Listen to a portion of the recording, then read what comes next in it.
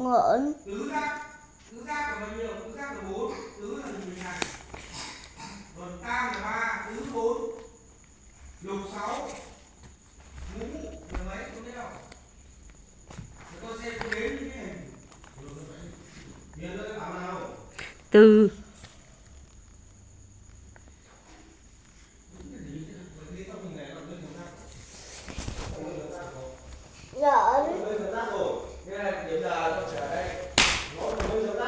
Đọc cho nó hẳn hoi vào. Nhưng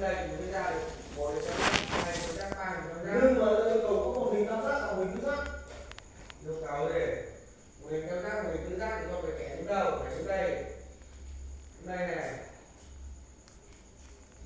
Nó ra một hình tam giác. Không kẻ. Bây giờ làm sao? Trong một hình này chỉ có tam hình giác. Một hình tam giác và một hình tứ giác đúng không? Trong đây đúng không? Ngọn. Ngồi dậy đầu thôi.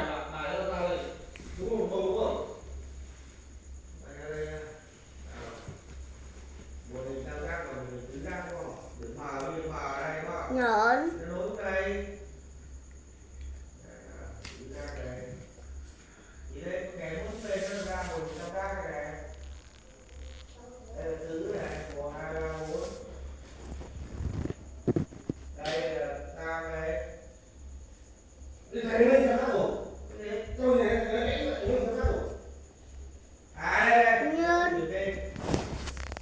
Nhơn đâu? Chỉ vào chữ. Chỉ vào. Mẹ không đùa với con đâu đấy. Đọc lại từ đầu.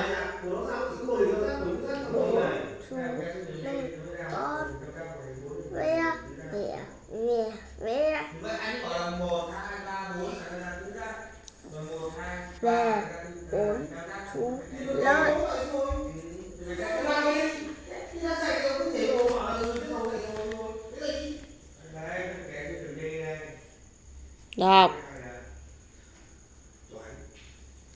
Nếu mà kẻ xuống điểm D con ạ, thì nó mới có một hình tam giác và 4 hình, 3 hình tứ giác, một hình tứ giác.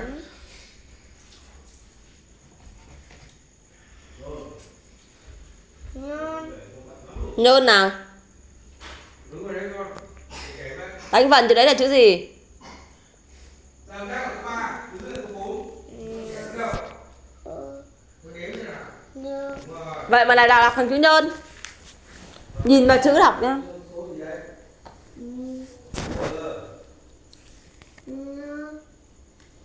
Đọc đến đâu chỉ tay đến đấy.